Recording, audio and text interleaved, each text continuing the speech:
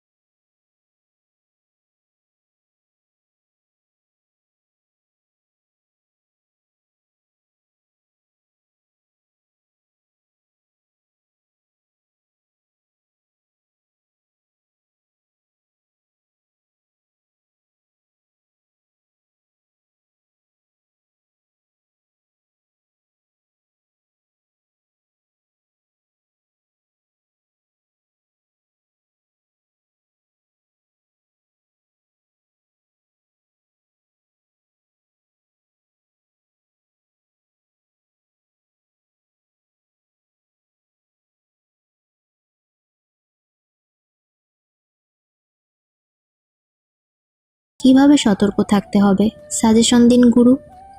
আর না হলে একটা ভালো আইডিয়া আছে মাথায়। কি আইডিয়া? বিয়ে করে নেওয়া উচিত। তারপর আমার সব দায়িত্ব জামাইয়ের হাতে। আমার খেয়াল সেই রাখবে। আমাকে আর কষ্ট করতে হবে না। সাফায়েত মৃদু হেসে বলে, দারুণ বুদ্ধি। এমনিতেও বহুদিন হলো কারো বিয়ে খাই না। You are establish now. So এখন ভাবতেই পারো এসব নিয়ে। প্রীতি কিছুটা ভাবুক কণ্ঠে শুধায়, সিরিয়াসলি ভাবাই উচিত। 1-2 মিনিটের ছোট বোন আমার, বিয়ে করে সংসার করে আবার ডিভোর্সের চিন্তাও করছে। আর আমি বসে বসে দেখছি তাদের। কপাল, সবই কপাল। আলতোভাবে কপাল চাপড়ালো প্রীতি। তার ভঙ্গিমা দেখে হেসে উঠল সাফায়াত। খালি কাপটা পাশে রেখে বলল, ওদের কথা আর বলো না। তুমি যা বলেছিলে, এরা তো দেখি তার চেয়েও বড় পাগল। হুশ, দেওয়ালেরও কান থাকে। আর আপনি কে ভাই? আমি কি আপনাকে চিনি? গম্ভীরভাবে বলেই ফিস করে হেসে উঠল প্রীতি। গালে হাত রেখে বলল, আপনাকে যে ফ্রিতে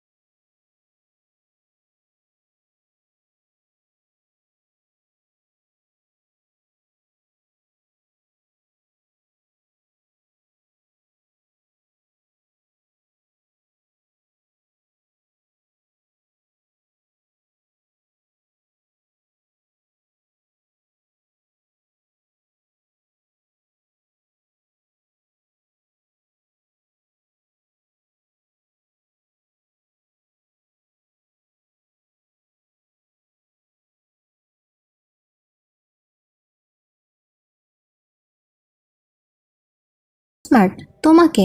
না না, বরং তোমার স্মার্টনেসের গভীরতা এতই বেশি মাঝে মধ্যে তার তলাই খুঁজে পাওয়া যায় না। এনজাম কড়া চোখে চাইল তার পানে।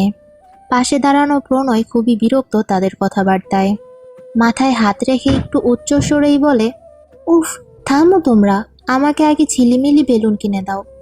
এনজাম প্রজ্ঞা দৃষ্টি সরিয়ে পাশে তাকায়। একজন বয়স্ক লোক অনেকগুলো বেলুন নিয়ে দাঁড়িয়ে আছে।